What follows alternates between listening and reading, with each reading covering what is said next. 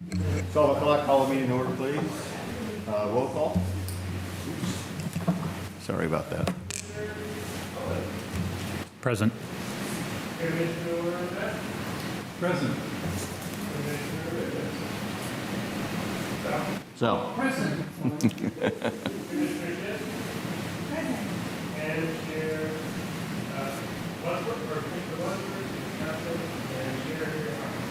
present.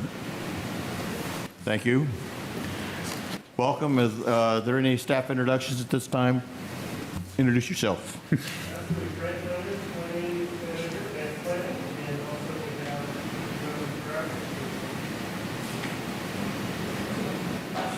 Sophia Rock, Community Relations Manager and Public Information Officer for the state. David Gallagher, Community Outreach Assistant.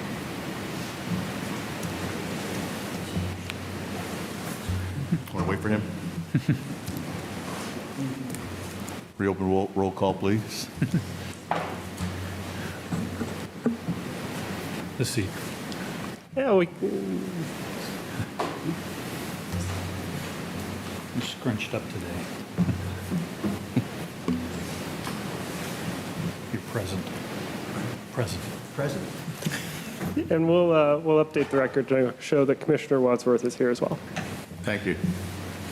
This time, is there any public comment? Public comment generally are limited to 2 minutes per speaker. The chairperson may further limit the time for public comment depending on the agenda schedule. Any public comment? Yes, good afternoon. My name is Denise Estrada. Salinas and the Salinas Valley is very rich in our heritage stories, and acknowledging that February is Black History Month, the first slide you will see today as our presentation comes up is a picture of Sarah Cooper, and just wanted to let you know a little bit about the one of the first African American families here, the Cooper family, so that you'll see that slide. But I do have printed out from the Monterey County Historical Society the pages on Black pioneers of Salinas. So I'm going to leave that with Grant for you.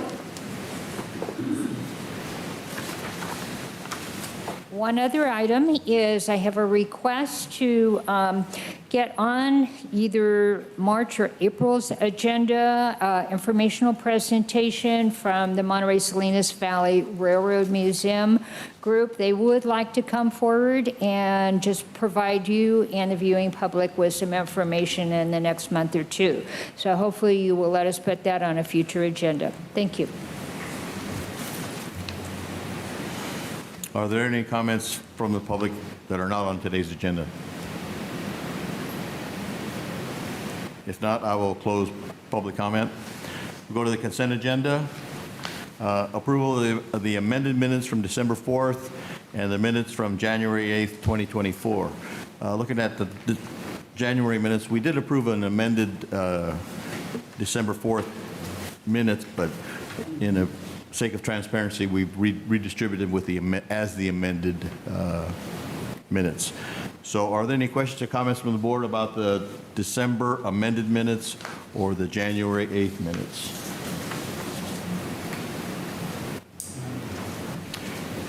I'll make a motion to approve. And second that? Did you get those? Okay, there's a motion to approve the amended December minutes and the minutes from January 8th. We'll have a roll call vote now. Commissioner Collender, Yes. Commissioner Maskey, Approved. Commissioner Munoz, Yes. Commissioner Shim, Yes. Commissioner Wadsworth, Yes. and Chair Hirihara. Yes. Thank you. The consent agenda is approved. Are there any other considerations? Right now, we have none. We will not have, there's no public hearing at this time. Other business, maybe you give us an update about the Brown Act training. We've received some in the 64-page PDF, so that's on our, it's on my file, but That's right. We did distribute some background material with the agenda. Our city attorney, Chris Callahan, is not available this morning, so he's requested we reschedule this item for next month.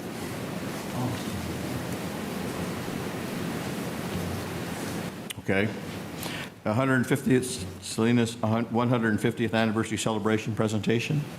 Yes, with us today is Sophia, who will give us an update, and as well as Daisy. Good rainy afternoon, Chair and board members. So again, I'm Sophia Rome, Community Relations Manager for the City of Salinas, and with me I have Daisy Gallardo. She is the Community Outreach Assistant, and Daisy did come and give a brief public comment about the initial plans for the 150th anniversary celebration, and we're here to share a little bit more about the planning process, what we have planned so far, and to give you a little bit more background, I will give it to Daisy, and then I'll come back to share some additional info. Good afternoon, Chair and board members as well. I just wanted to give a quick background about our anniversary celebration. So the City of Salinas was officially incorporated in March of 1874, and it formally became Salinas City. And then it wasn't until the city charter was amended twice in the 1900s that our city became the City of Salinas. So in honor of Salinas becoming an incorporated city 150 years ago, we are coordinating an event where the community can learn about Salinas' history. And our theme would be a journey through time. So we will be taking residents through a journey through time with us at the April 6th celebration. So we are planning to include, so our committee includes representation from community organizations and city staff, which include members of the First Mayor's House, as well as the Welcome Center. And the tentative location will be the Intermodal Transfer Center, in the Steinbeck Center. And we will have tours of the museums that are at these locations, as well as a walking tour, performances, history, talks, story time for kids, and other activities. So we are having a robust campaign of just including members of our city into the celebration and really celebrating our history as well. Thank you.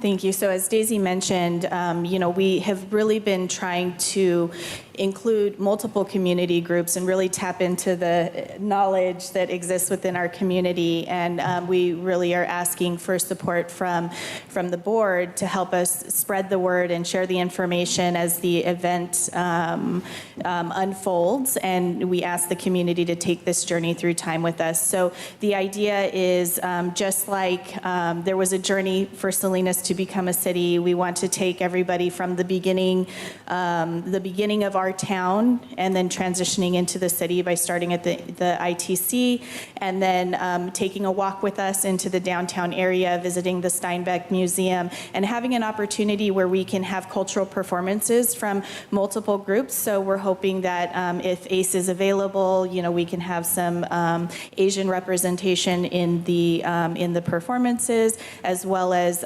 we have the baile folklorico, the Aztec dancers. So different cultures within our community that we have that opportunity to share a little more about the history.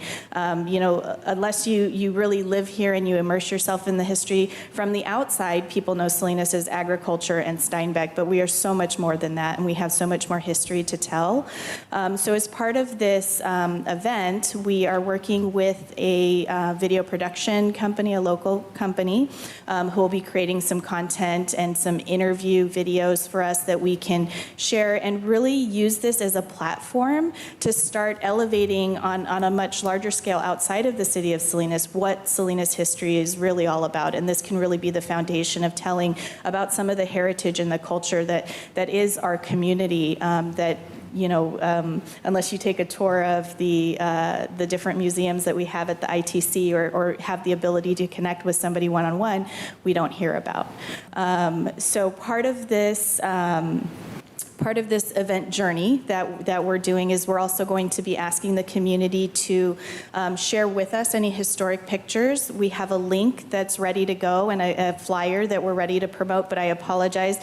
Technology was not cooperating with me today, so I will go back to my office and see if we can get those printed right away, but if not, I will share the link and the flyer with Mr. Leonard and ask him to distribute to you all.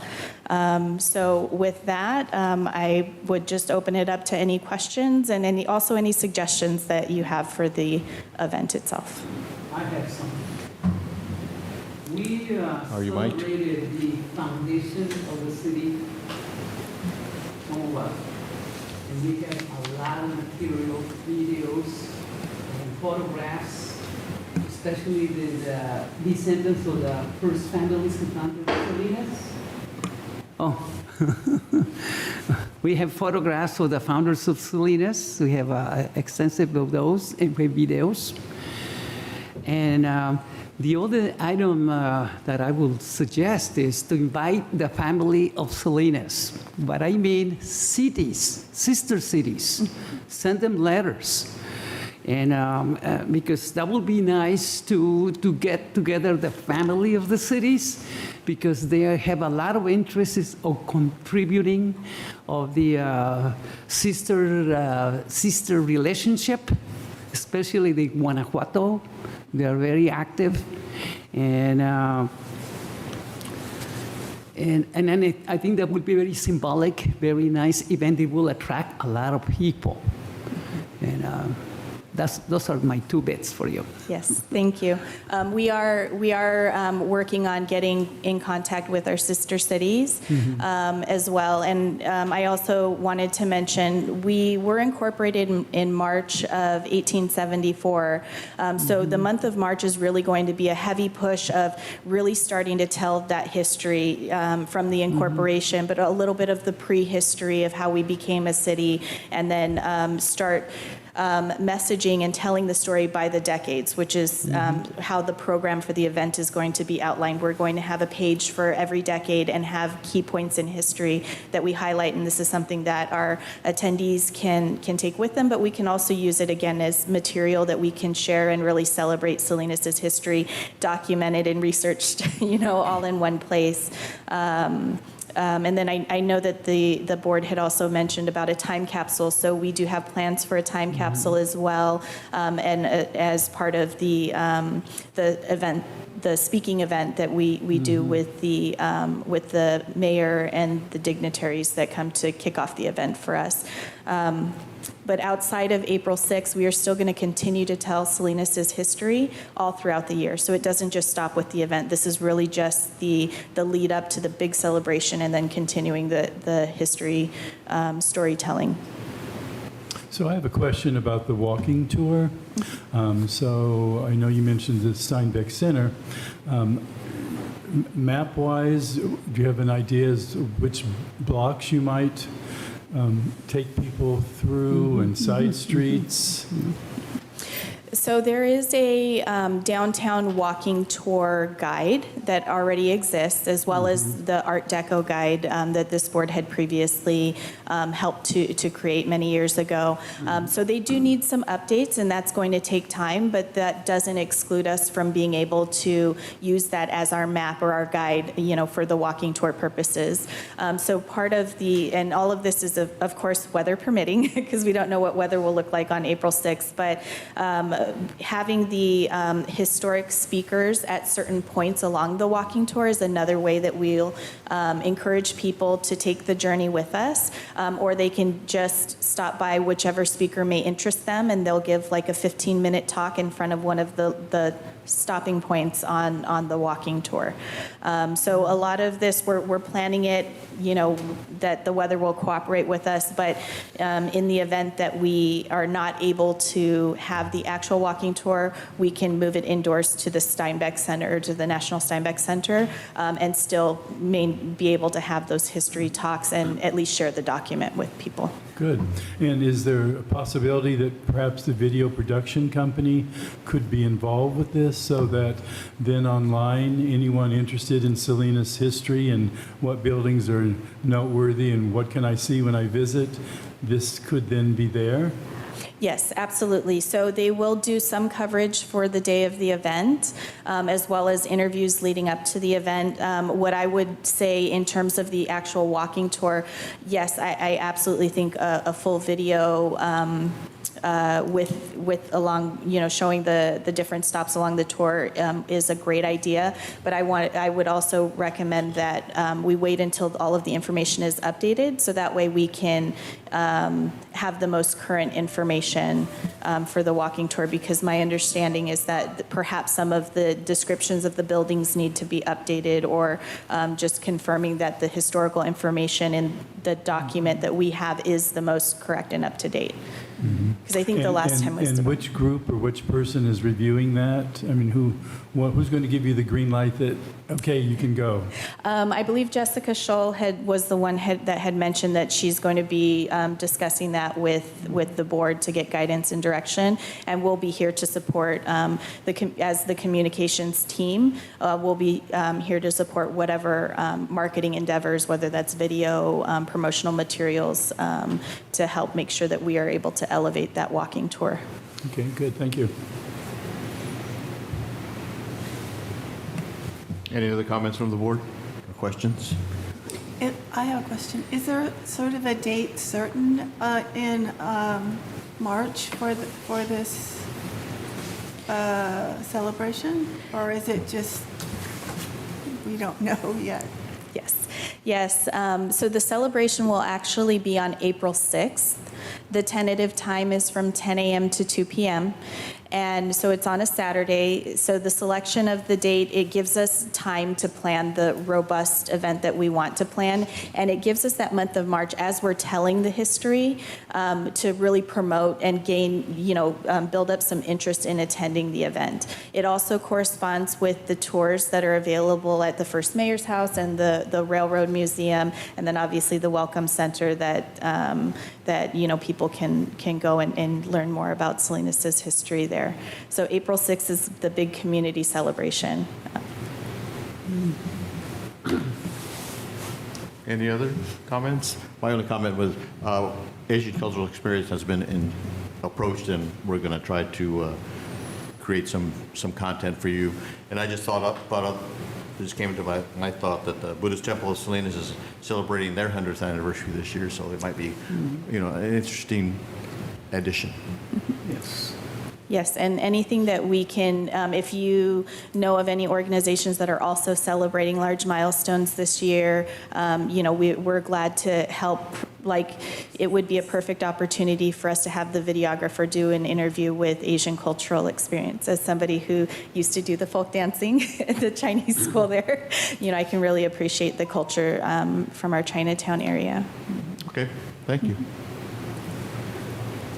So any public comment for this item? Is there any other public comment about this subject?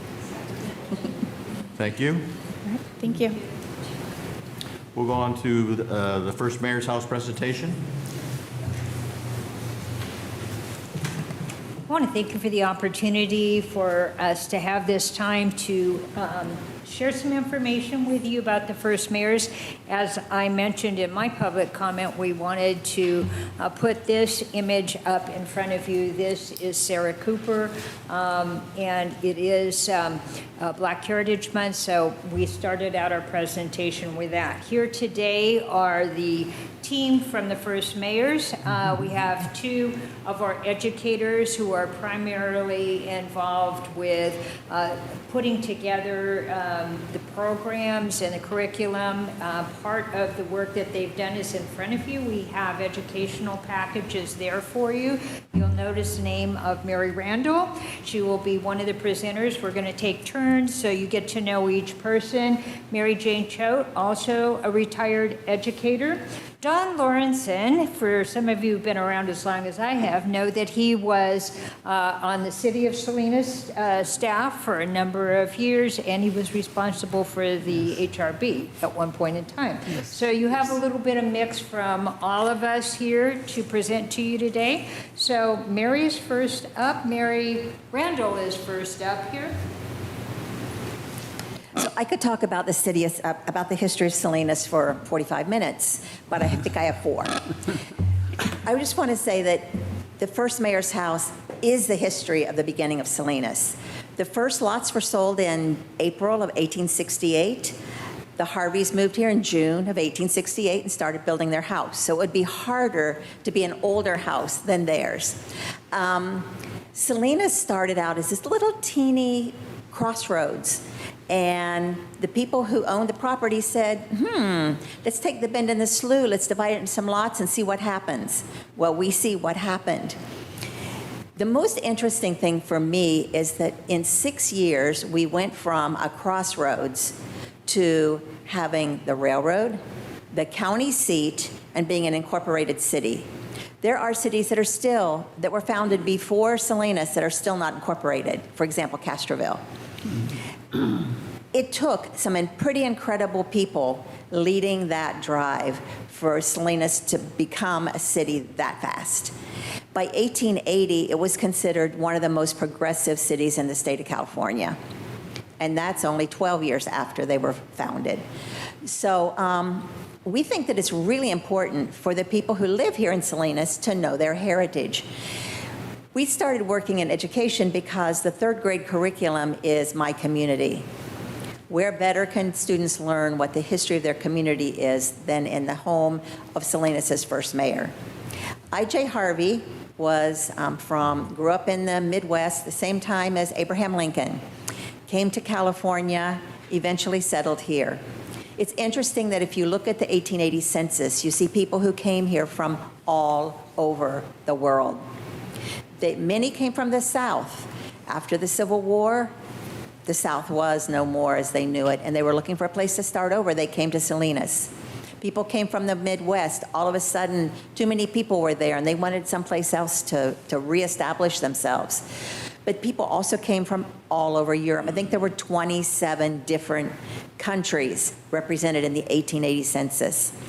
There were also people who had come from China. They came to build the Transcontinental Railroad and stayed to come to Salinas and fill in the sloughs so that the town could exist. Then they stayed and started agriculture here. By the 1900s, the Japanese were also here. And our city became a city of immigrants. There is no Salinas native. Everyone who lives here immigrated here at some time or another, in this generation or a previous one. We want our students who come to visit us, and we have many of them, to understand that we're all from somewhere and that we all bring something to make our city what it is. So here are some of the characters from our part of Salinas history. I.J. Harvey was Salinas' first mayor, and the first mayor's house is his home. Started, as I said, in 1868. In 1870, when Salinas was given permission to start working toward incorporation, he became the leader of the trustees. And he really worked hard to help Salinas get through all the hoops they had to get through for incorporation. Then he became the first mayor, and he only served for a few months before his business went into decline. He needed to take time to take care of his business, but his big purpose was established. Salinas was incorporated. His daughter, Sophronia, was 18 when she moved here to Salinas. She became the first teacher in what became Salinas City Elementary School District. Daughter Mabel was the youngest. She was only 8 when she came here, but Salinas became her home. It's thanks to Mabel and her descendants that we have the first mayor's house. The house was owned by the same family for 100 years, and then they gave it to be used as a museum because they thought that it was important for people to understand what our history was and is. So today, we're a site for the preservation of some wonderful documents and wonderful pieces of artifact. For example, we have the coat and the hat that I.J. wore the day he became our first mayor. We have the dress that Sarah made from the cloth her husband brought for her in 1850. We have the artifacts that they brought with them on the wagon train. So we have those things, and it's probably one of the biggest repositories of that time period in this area. We also have a unique educational program, and Mary Jane's going to talk a little bit more about that. and we're becoming a point of destination for promoting regional heritage tourism. It's really important to us, and we think it is to you too. So Mary Jane, over to you. Good afternoon, Commissioners. I'm Mary Jane Choate, and I come to the First Mayor's House because of my classroom, many years of teaching third grade, my classroom experience.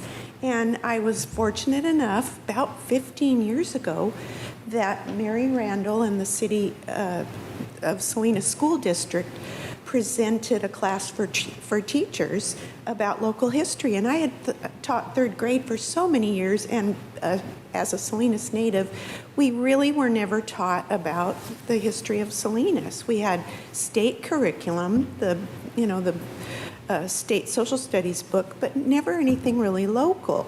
And so Mary and worked in conjunction with the Baker family, with David Baker, and used the material that Florence Baker, Mabel's daughter, wrote about their family. And Mary compiled the Tell Me Grandpa book that you guys have that we could use in the third grade classrooms, that started with the Native Americans and went on to the Spanish missions and when the Mexican time when the Mexican government owned California, on to the settlement of Salinas. So anyway, her work and the work of the first mayor's house gave we teachers something to use in the classroom. And the best thing was, if you took their workshop, you got a free field trip for your class. So I started bringing my class, and for several years realized the parents almost got more out of it than their kids, because they drive by on Market Street and don't know why that old house is there. And the families just enjoyed visiting so much that after I retired from regular teaching, I became active volunteering at the mayor's house. But one thing that I used, and we pass on to the teachers now in our teacher training and workshops, was the Passport to Salinas project, where the kids learned that, as Mary said, that everyone here in Salinas is an immigrant from somewhere. We all came from somewhere. But we have this wonderful town to learn about and to work together to make better. So anyway, we encourage the teachers to do this family heritage project, to talk to the kids about how and why did their family come to Salinas, and how we're all important. So this one, the kids interview family members and report to the class about how and when and why their family came to Salinas. We really feel that the mayor's house helps, the first mayor's house helps students feel like they're part of the community. And that was a real important thing to me, because I had taught in the Alisal district for my entire career. And a lot of times people in East Salinas might feel isolated, or might just, that's the center of their universe, and not feel part of the city as a whole. Or I grew up in North Salinas, and feeling that you're part of the city as a whole is important to all of us, to make the city a great place that we are. So anyway, that we continue to teach the teachers, or give materials to the teachers to use with their classrooms. But the very best thing is the field trip is fun. It's a fun, hands-on way to learn local history. These pictures show the kids out back. We have a water barrel, and they pump water into buckets, and they take it over to a wash tub, and they wash socks on the washboard and hang them up. And thanks to Denise Estrada for donating some wonderful old butter churns, we can teach a lesson on how butter was made, and maybe that was something a chore that kids could do at the house or on a farm in the olden days. And then they have the fun way of shaking up cream in a jar and making butter themselves. A lot of times they say that's their favorite thing, because they get to make butter and dip a cracker or cookie in it. Then we have the medicinal garden out on the side of the house where the students walk around and look for herbs that were used, families needed. We talk about how families couldn't just go to the drugstore and buy something for an upset stomach or a sore throat, that they had to grow plants. And for instance, we have aloe vera, and a lot of the families have aloe vera in their yard and know that you can use the gel for pain relief or skin, and just they have a lot of fun learning about the medicinal plants in the garden. Also, when they tour inside the house, as Denise and Mary said, the family had so many artifacts that they saved that we're able to use, like the IJ's outer coat and his top hat that he wore the day he was sworn in as mayor. And the kids say, oh, that looks like Abraham Lincoln. Well, yes, because it was the same time period, and he came from the same place. It was the popular hat that men wore in those days.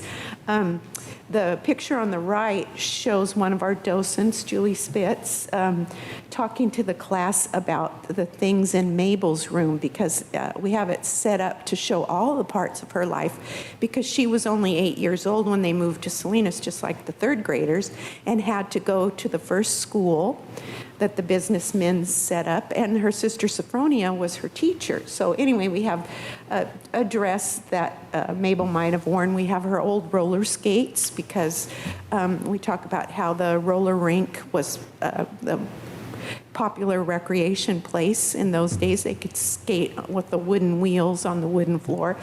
Anyway, the other pictures, oh, and Mr. Larry Smith, we couldn't keep the house going without him. He's in the top left picture, and he has a display, if you haven't been over there yet, which we're thankful that, of course, Larry and Sal and Commissioner Shim visited the other day, so I know you guys have been there many times. But anyway, Larry Smith is just a gem for us, and a lot of times the students say learning about the old tools, his display of the old tools, is their favorite thing. So anyway, the kids have a wonderful time, and that little rectangle shows we've hosted over 36,000 students. Last year we had around 1,000 in 2023, and we're starting up again in March with our field trips. So why teaching local history is important. The students learn so much from coming and from the curriculum that Mary has developed.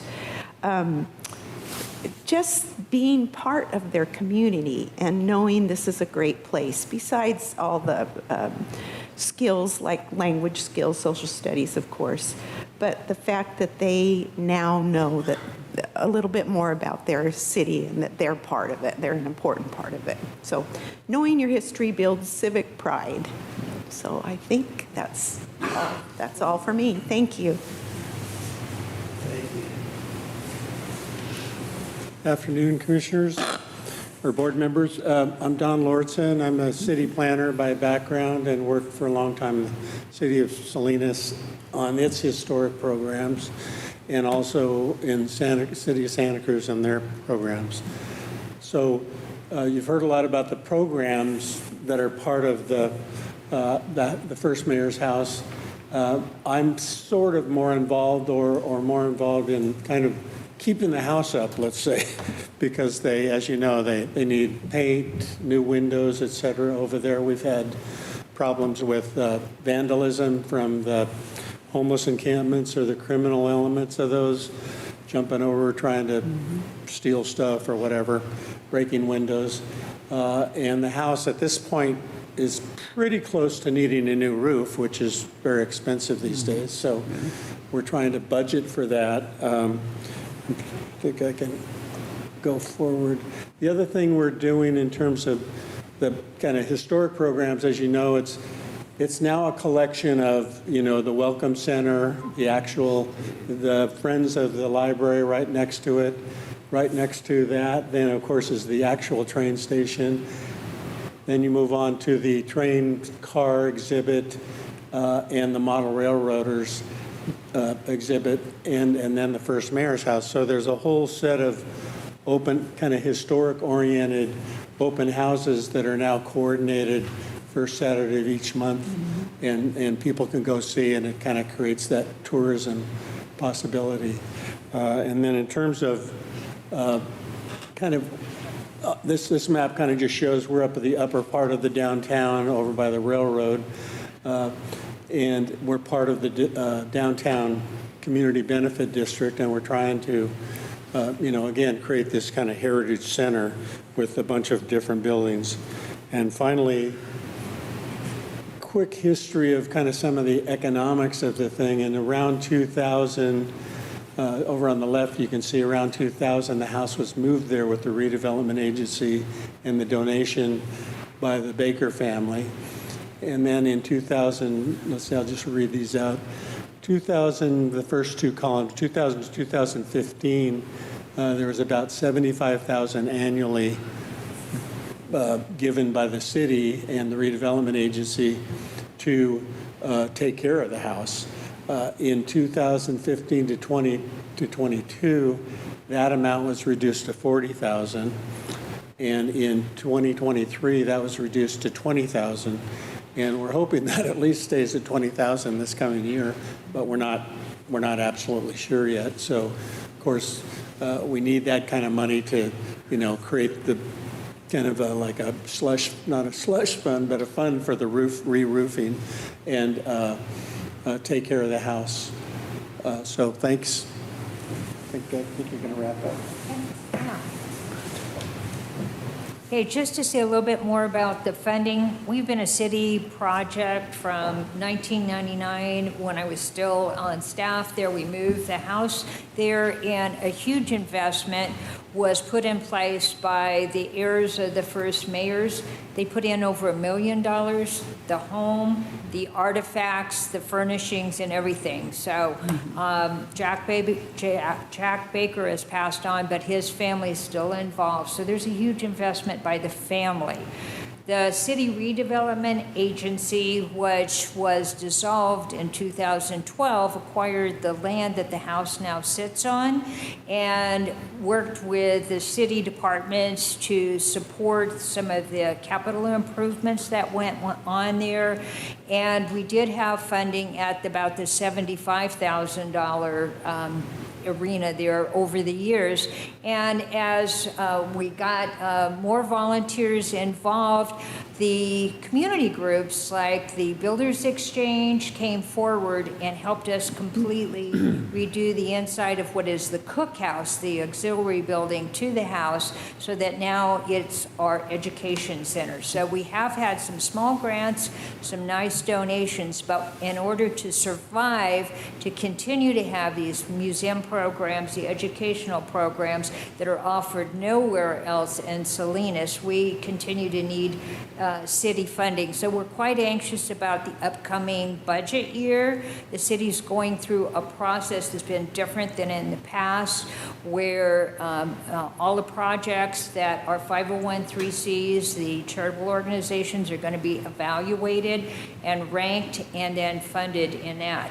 We were unfortunate, we thought it was unfortunate that a city project that's been going on since 1999 is going to be in that review process, and we're very anxious about our funding.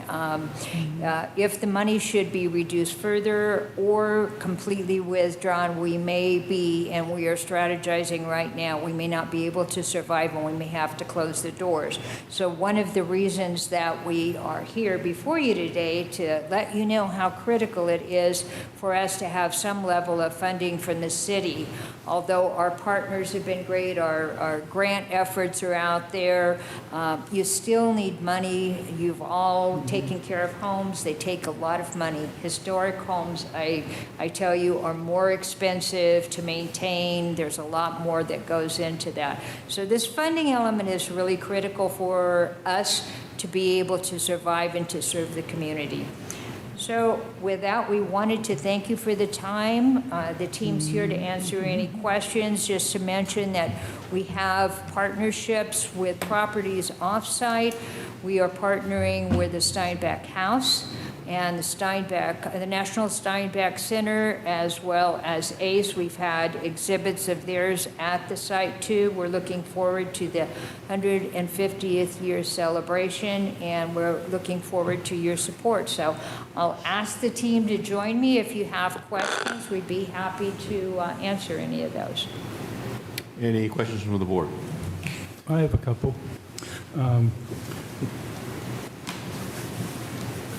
With the family belongings, ephemera, all of that, is everything out, or do you have more things in storage? There are more things in storage within the house, and the family has additional material that is stored as well. So the archival material is significant. I don't know if you want to talk about Past Perfect. There's some stuff at the Historical Society as well. Oh, that's true. The Historic Society does have some of the things too. We don't want to call them hoarders, but thankfully the family kept just about everything. So we have a wealth of things to draw from to tell the stories far into the future, and we hope to utilize them. I will say, Past Perfect, we have an archive system where every item, down to a little pen holder, is archived, photographed, registered. We know the provenance for each item, where it came from, what its value, etc. So, yeah. And have you been able to put that online so it's easily? It is. Okay, good. And then, is there any plan for the whole group of buildings to have any new arrivals? Or any other vintage houses or buildings pending, or should there be such things thought about? So space, I mean, I'm just thinking, just throwing out an idea here. To the right, so it's kind of south of the mayor's house, you kind of have a little empty area, you know, where the hotel used to be years ago. Mm-hmm. So I'm thinking, oh, a building could go there. So are there any other, oh my God, it's going to be demolished buildings, and what can we do, or? Well, at this point in time, the city has contracted with Harrison Associates to do an evaluation of the site, the capability of master plan for the site. So if going through that process, and I don't know if Grant wants to speak to that, but there will be some evaluation of future uses of that area. So if there are additional buildings and that becomes part of the community development master plan for the site, then there may be that. Do you want to say something about that evaluation? No, that's exactly right. The Community Development Department is leading the effort for master plan for ITC, and Harris has been our selected consultant, and we're just getting under work on that this spring. Okay. And then the final question is the cookhouse. I don't remember it being on Romie, so it wasn't moved when the mayor house was moved over there. So Yeah. it was there? Oh, Yeah, it was there, and I assure you it was moved because I was next to it. It was going down the road. So yeah, it was separated from the house and it was moved right about the same time. Okay, good. Yeah. It was not an Airbnb, but it was an apartment. It was set up, for a caretaker. Mm-hmm. When it was on Robbie Lane. Okay. So Board Member Wadsworth? Thank you. We saw images of the railroad car exhibit. Is there any progress or anything in process for the accessibility project for that? I wish I could answer yes to that, but at this point in time, no. And more details on that will come from the presentation that the railroaders will be doing. what Commissioner Wadsworth is speaking about is the city over years has collected historic rail cars, and those cars, okay.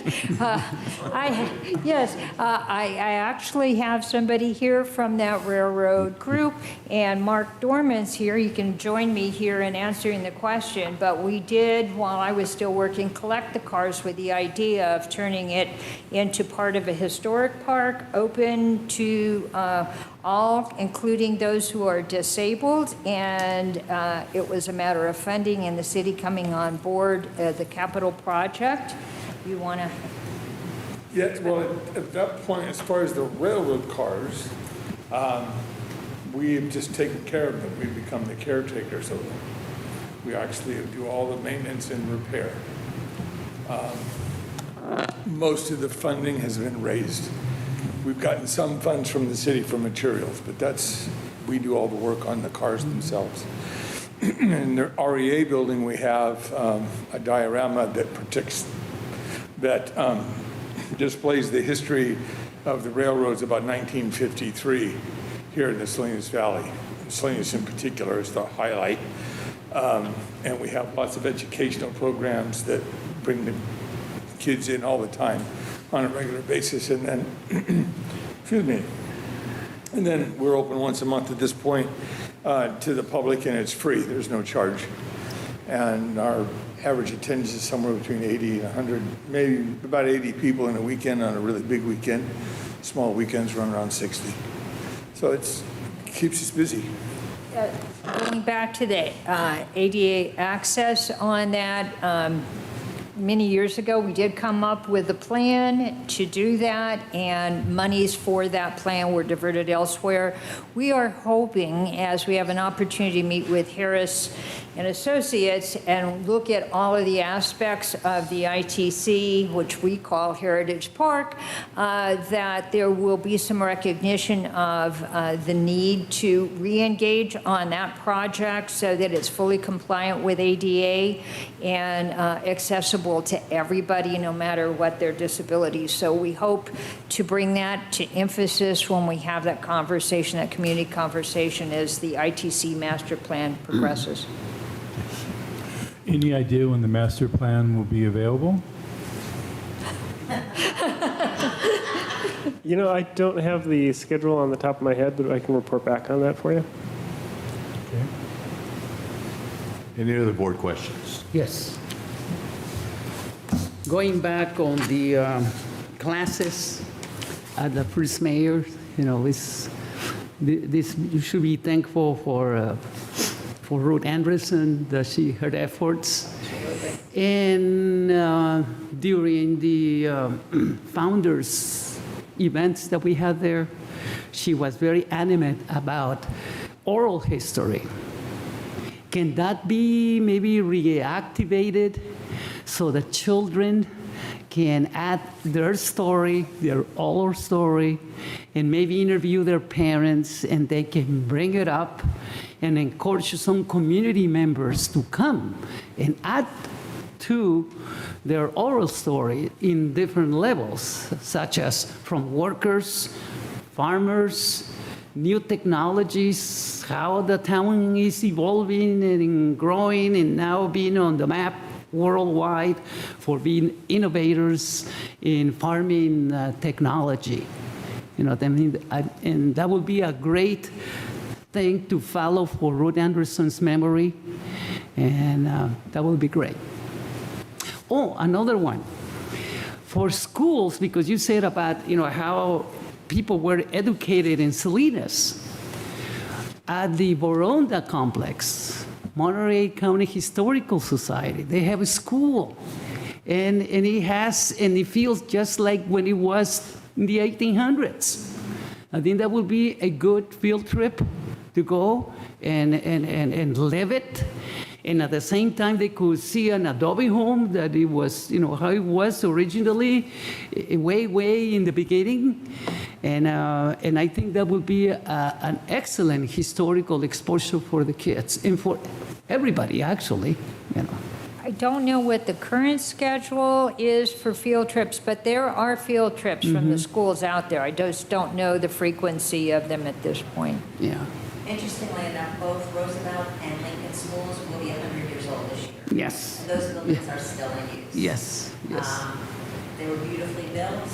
They were built when things were built well. And as a result, they're still gorgeous.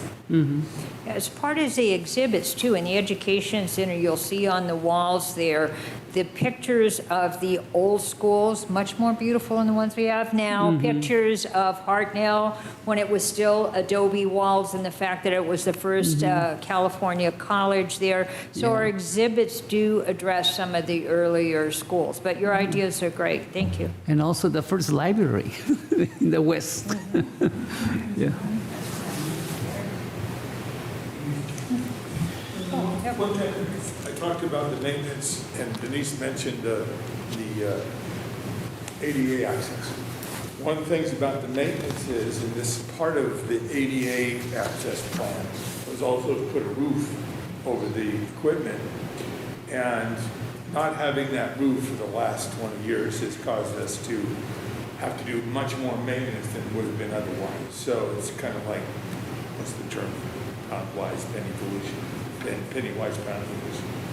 If we had that to help, it would keep things from have to be redone. Like we've had to repaint the engine twice. Once it needed it when it came apart, but then we've had to do it since. And the same way with the caboose and the reefer car. Not having that cover over it, it weathers.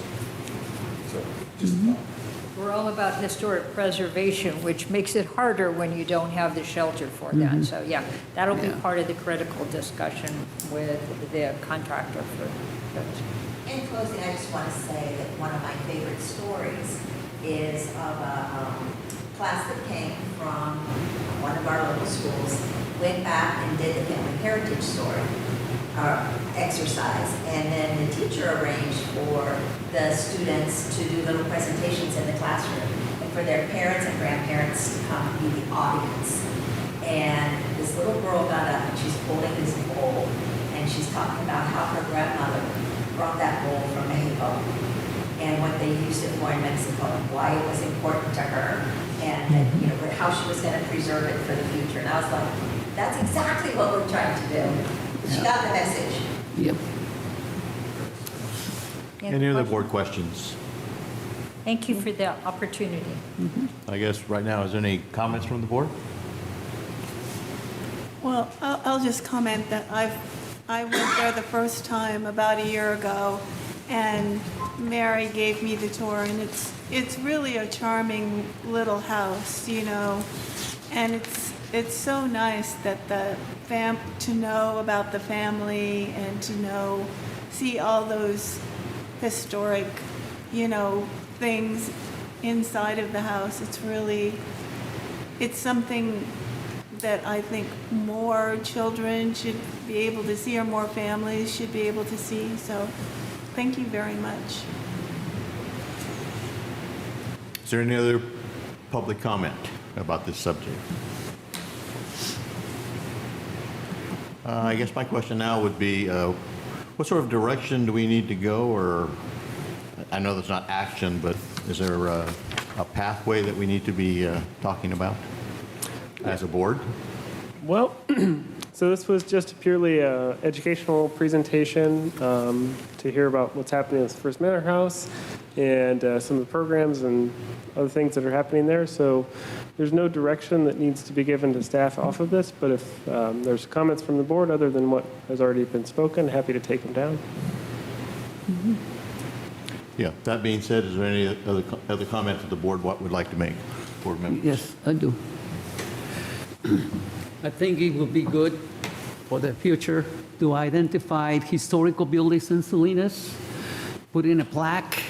As an example, I sent to the city the typical IDs or historical buildings from San Juan Bautista, who's got symbols so you can get background of that particular building. which we could include all of those that we have 1986, historical resources, so people can have their own self-guided historical buildings, not only the ones that we have for the Steinbeck period time of his, the way when he grew, what places he went, which I had the privilege of doing those tours in a way before. And I think that would be very nice. And the second thing, I think we should start planning to recognize those who have preserved the historical buildings and also put a ceremony to put a plaque on those and to be recognized so we can encourage future people to do the same. For any building, historical buildings that the one that we have reused for our community and preserve them because it's part of the history of the town. Any other comments from the board? One more from me. So Sal, when you're saying this, getting to the eventual plaques probably takes a lot more time. Yes. Money comes into the factor. It sounds like the homeowner has to do it themselves if they're interested. Yeah. It was the impression I got from the city discussion so far. Yes.